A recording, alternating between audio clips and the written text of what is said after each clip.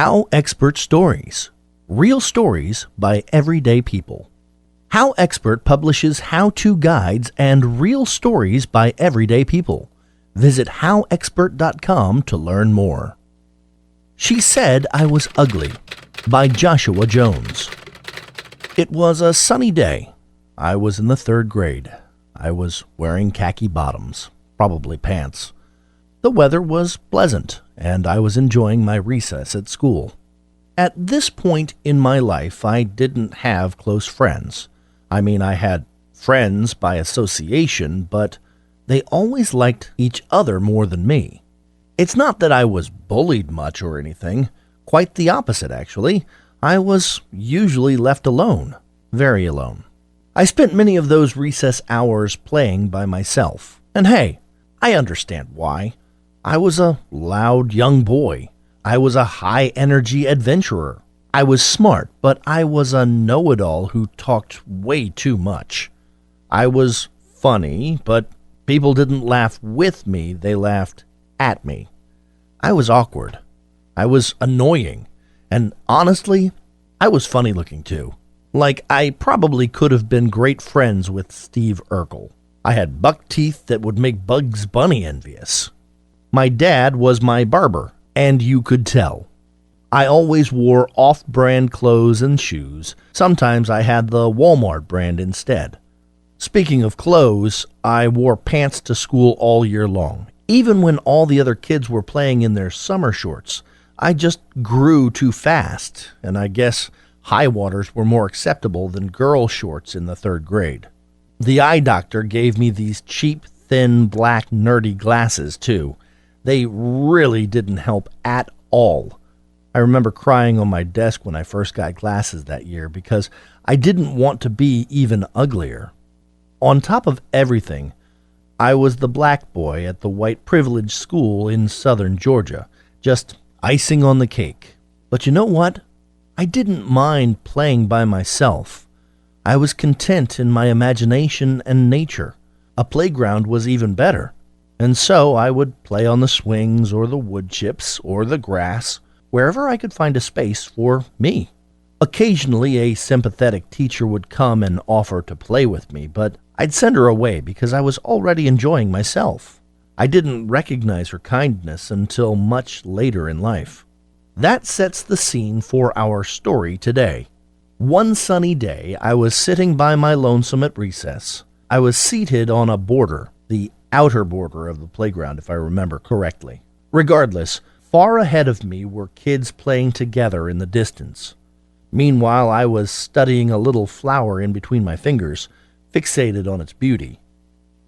It was one of those springtime flowers, the ones that you can't quite tell if it's a flower or a weed, but it didn't matter because it was amazing to me. I was appreciating the plant, soaking in the sun, and minding my own business. And then a young girl walked over. Let's just keep her anonymous and call her Catherine. She was one of my classmates, who were more or less annoyed by my existence, so we were acquaintances. Catherine walked straight to me, within an arm's reach. "Josh," she says. I look up from my flower/weed to meet her eyes. "You're ugly." And just like that, she turns around and leaves. All before I can reply. I wasn't anywhere near Catherine. I wasn't speaking to her. I wasn't even looking at her until she spoke to me. But she thought to walk over and let me know what she saw. It was abrupt. It was frank. It's what happened. Now, if I told my parents or someone, surely an overflow of positive affirmation would have followed, telling me how handsome I really was. "You are beautiful," I would have doubtlessly heard over and over. Yet, I never thought to tell anyone, not until years later at least. On the contrary, I kept it to myself. You see, I continued to sit there on that ledge, thinking about what Catherine just said to me. My initial feelings were just surface-level surprise. She came out of nowhere and caught me off guard. But hey, I was in the 3rd grade. I accepted it, both the incident and what she said. I mean, I already knew I wasn't a rich, attractive, cool guy. I was always flying solo and performing for others' attention. As I reflected there on that ledge with the weed, or flower, in my hand, I came to agree with Catherine. I believed she was right. I believed I was ugly. And I believed that it shouldn't make a difference.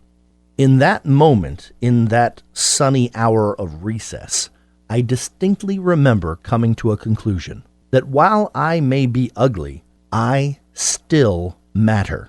That regardless if someone is super pretty, average looking, or a little rough, their life still matters. That ugly people have value because there's more to life than being a model. That I have value as a human being, a value that stands unattached to vanity.